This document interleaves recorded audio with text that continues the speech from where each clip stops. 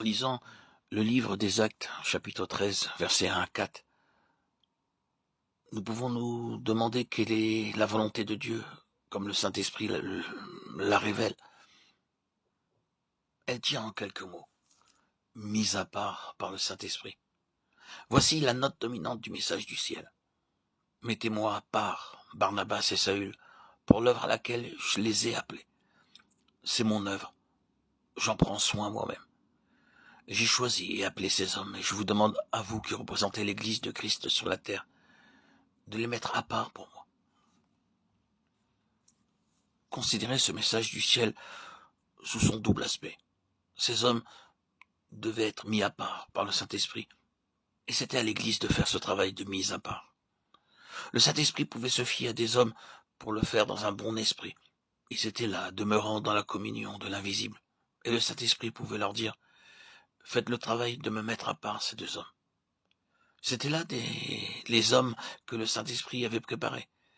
Et il pouvait dire d'eux qu'ils soient mis à part pour moi. Nous en arrivons alors à la racine, à la vie même de nos besoins, comme ouvriers du Seigneur. La question que nous posons est celle-ci.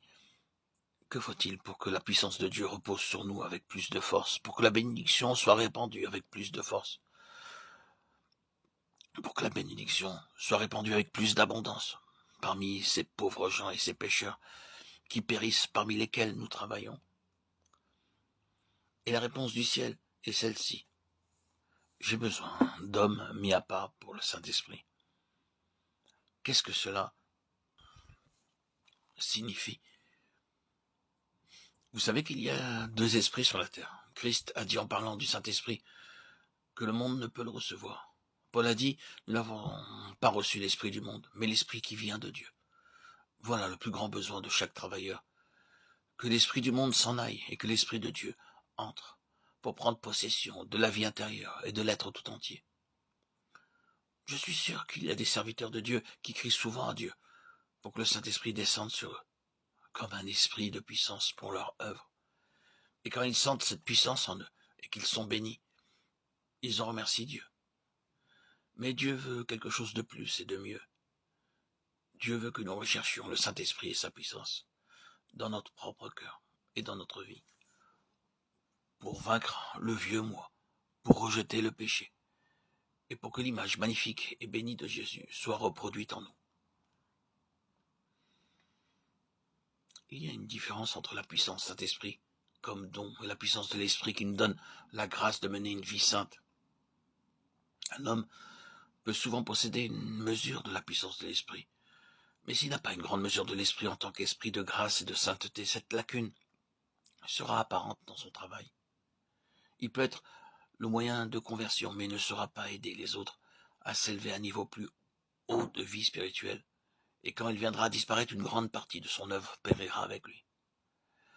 Mais un homme qui est mis à part par le Saint-Esprit est un homme qui s'est donné pour dire, Père, que le Saint-Esprit ait plein pouvoir sur moi, dans mon foyer, dans mon caractère, dans chaque parole de ma bouche, dans chaque pensée de mon cœur, dans mes sentiments à l'égard des autres.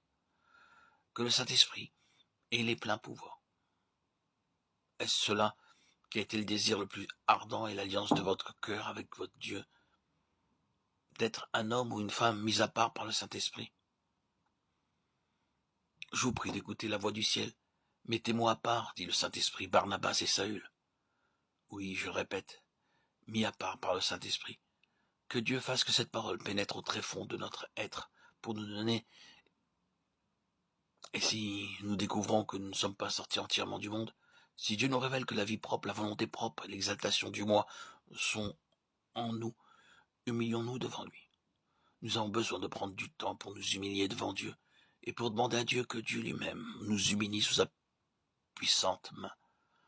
Hommes, femmes, frères, sœurs, vous êtes un ouvrier mis à part par le Saint-Esprit. Est-ce bien vrai? Est-ce cela qui a été votre désir le plus ardent? Est-ce pour cela que vous vous êtes livré entièrement? Est-ce à cela que vous êtes attendu par la foi en la puissance de notre ressuscité tout-puissant Seigneur Jésus? Sinon, voici l'appel de la foi et voici la clé de la bénédiction, mis à part par le Saint-Esprit. Que Dieu grave cette parole dans nos cœurs. Acte 13, versets 1 à 4.